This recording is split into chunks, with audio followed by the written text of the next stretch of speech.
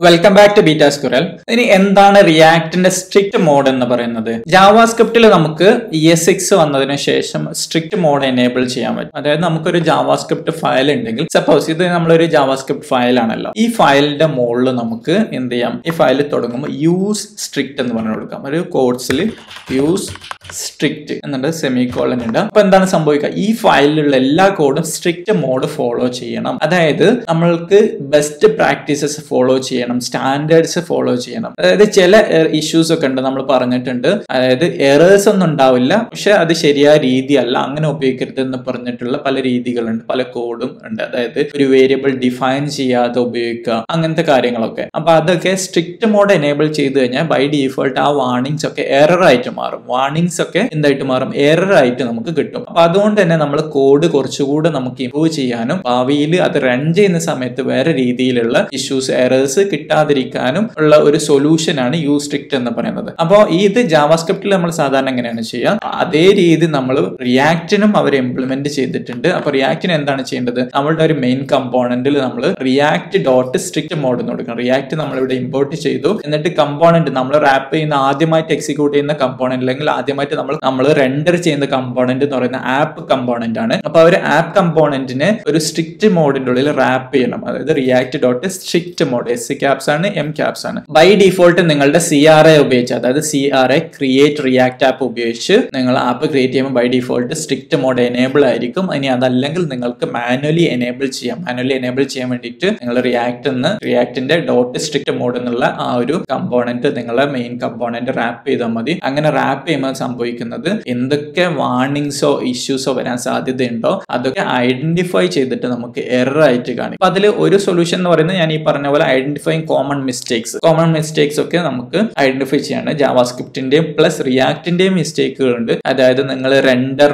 Method ഒക്കെ ഉപയോഗിക്കുന്ന സമയത്ത് അല്ലെങ്കിൽ ഒരു റിട്ടേൺ കമ്പോണന്റ്, ഫംഗ്ഷൻ കമ്പോണന്റ് ആണെങ്കിൽ റിട്ടേൺ ചെയ്യുന്ന സമയത്ത് അതിൽ എന്തെങ്കിലും ഇഷ്യൂസ് വരാൻ സാധ്യതയുണ്ട്. അതായത് ബ്രാക്കറ്റ് ഇട്ടിട്ടില്ല അല്ലെങ്കിൽ അങ്ങനെയുള്ള ഇഷ്യൂസ് ഒക്കെ ഐഡന്റിഫൈ ചെയ്യുന്നതും. പിന്നെ അതേപോലെ എൻകറേജിങ് ബെസ്റ്റ് പ്രാക്ടീസസ്, അത് എപ്പോഴും ബെസ്റ്റ് പ്രാക്ടീസ് ഫോളോ ചെയ്യാൻ വേണ്ടി നമ്മൾ എൻകറേജ് ചെയ്യും. വാർണിംഗ്സ് ഒക്കെ എറേഴ്സ് ആക്കി മാറ്റിയിട്ടും അല്ലെങ്കിൽ ചെറിയ ഇൻഫോ ഒക്കെ വാർണിംഗ്സ് ആക്കി കാണിച്ചിട്ടും. പിന്നെ ഇംപ്രൂവ്ഡ് കമ്പോണന്റ് ഡെവലപ്മെന്റ്, അതായത് നമുക്ക് കമ്പോണന്റ് ഡെവലപ്പ് ചെയ്യുന്ന സമയത്ത് ഇങ്ങനെ എറേഴ്സ് കിട്ടുന്നത് കൊണ്ട് എന്ത് ചെയ്യും? നമ്മളുടെ കമ്പോണന്റ്സിന്റെ ഡെവലപ്മെന്റ് ഇംപ്രൂവ് ആവും. പിന്നെ അതേപോലെ അതിന്റെ ഫംഗ്ഷനാലിറ്റി ഒക്കെ നമുക്ക് പ്രോപ്പർ ആയിട്ട് ടെസ്റ്റ് ചെയ്യാനും അതേപോലെ തന്നെ എറേഴ്സ് ഒക്കെ കണ്ടുപിടിച്ച് ഫിക്സ് ചെയ്യാനും സാധിക്കും. അപ്പോൾ ഇങ്ങനെ ചെയ്തു കഴിഞ്ഞാൽ ഒരുപാട് കാര്യങ്ങളുണ്ട്. നമ്മൾ യൂസ് സ്റ്റേറ്റ് ഉപയോഗിക്കുന്ന സമയത്ത് അവിടേക്ക് നമ്മൾ ഒരു കോൾ ബാക്ക് ആണ് കൊടുക്കുന്നെങ്കിൽ ആ കോൾ ബാക്ക് 2 പ്രാവശ്യം എക്സിക്യൂട്ട് ചെയ്യും. എന്തെങ്കിലും ഇഷ്യൂസ് ഉണ്ടോ? അതായത് ഏതെങ്കിലും രീതിയിൽ ഈ കോൾ ബാക്ക് 2 പ്രാവശ്യം എക്സിക്യൂട്ട് ചെയ്ത് കഴിഞ്ഞാൽ ആപ്പിൽ എന്തെങ്കിലും ഇഷ്യൂസ് വരാൻ സാധ്യത ഉണ്ടോ എന്ന് ഐഡന്റിഫൈ ചെയ്യാൻ വേണ്ടി റിയാക്ട് എന്ത് ചെയ്യും? ആ 2 പ്രാവശ്യം എക്സിക്യൂട്ട് ആവും. അതേപോലെ തന്നെ മറ്റൊരു എക്സാമ്പിൾ ആണ് നമ്മുടെ API കോൾ എന്ന് പറയുന്നത്. നമ്മുടെ ഈ ഒരു ആപ്ലിക്കേഷൻ നമ്മൾ യൂസ് എഫക്റ്റ് ഉപയോഗിച്ച് യൂസ് സ്റ്റേറ്റും ഉപയോഗിച്ചിട്ട് API കോൾസ് ഒക്കെ ചെയ്യുന്നുണ്ടല്ലോ. അപ്പൊ ഇവിടെ നിങ്ങൾക്ക് ശ്രദ്ധിച്ചാൽ കാണാം, നെറ്റ്വർക്ക് ടാബിൽ വന്നു കഴിഞ്ഞാൽ പേജ് റിഫ്രഷ് ചെയ്യുമ്പോൾ 2 റിക്വസ്റ്റ് പോയിട്ടുണ്ട്. രണ്ടും ഗെറ്റ് തന്നെയാണ്. ആദ്യം ഒരു റിക്വസ്റ്റ്, രണ്ടാമത് റിക്വസ്റ്റ്. നമ്മൾ പറഞ്ഞു ഒരു കമ്പോണന്റ് റെൻഡർ ചെയ്യുമ്പോൾ ഒരിക്കൽ മാത്രമേ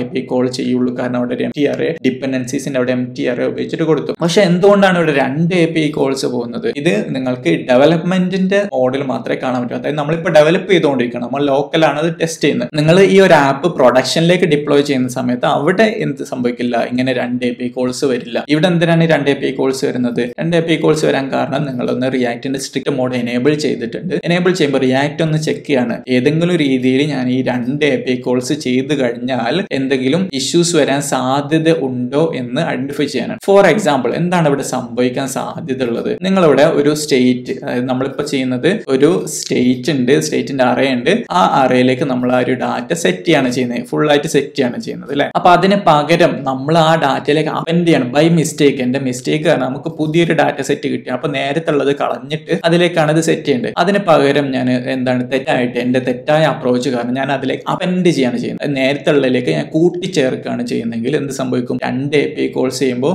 ആദ്യം 4 റെക്കോർഡ് വരും, പിന്നെ ഉടനെ തന്നെ അടുത്ത API കോൾസ് ചെയ്തിട്ട് സെയിം റെക്കോർഡിനെ റിപ്പീറ്റ് ചെയ്ത് ഒരു 4 റെക്കോർഡും കൂടെ വരും. അങ്ങനെ 8 റെക്കോർഡ് വരുന്ന സമയത്ത് ഡെവലപ്പറായ എനിക്ക് അപ്പൊ തന്നെ ഐഡന്റിഫൈ ചെയ്യാം, എന്തോ മിസ്റ്റേക്ക് ഉണ്ടല്ലോ, എന്തുകൊണ്ടാണ് ഇത് റിപ്പീറ്റ് ചെയ്ത് വരുന്നത് എന്നുള്ള ഐഡന്റിഫൈ ചെയ്തിട്ട് അതെനിക്ക് ഫിക്സ് ചെയ്യാൻ പറ്റും. അപ്പൊ അങ്ങനെയുള്ള ഒരു സൊല്യൂഷന് വേണ്ടിയിട്ടാണ് റിയാക്ട് മോഡിൽ API കോൾസ് 2 തവണ എക്സിക്യൂട്ട് ചെയ്യുന്നത്. ഇനി അത് നിങ്ങൾക്ക് ഒരു ബുദ്ധിമുട്ടായിട്ട് തോന്നുന്നുണ്ട് ചെയ്യണമെന്നുണ്ടെങ്കിൽ അത് റിമൂവ് ചെയ്യണമെന്നുണ്ടെങ്കിൽ ഒരിക്കലും നിങ്ങൾ റിമൂവ് ചെയ്യാൻ ഞാൻ റെക്കമെൻഡ് ചെയ്യില്ല. കാരണം ഇങ്ങനത്തെ ഇഷ്യൂസ് ഒക്കെ നിങ്ങൾക്ക് ഐഡന്റിഫൈ ചെയ്യാൻ എളുപ്പമായിരിക്കും. റിമൂവ് ചെയ്യണമെന്നുണ്ടെങ്കിൽ നിങ്ങൾക്ക് ആ ഒരു റിയാക്റ്റൻസ് മോഡ് റാപ്പ് ചെയ്യുന്നത് ഒഴിവാക്കിയാൽ മതി. ഒഴിവാക്കി കഴിഞ്ഞാൽ പേജ് റിഫ്രഷ് ചെയ്യും. പേജ് റിഫ്രഷ് ചെയ്ത് കഴിഞ്ഞാൽ നിങ്ങൾക്ക് ഒരു API കോൾ മാത്രമേ അവിടെ എക്സിക്യൂട്ട് ചെയ്യുന്നുണ്ടാവുള്ളൂ.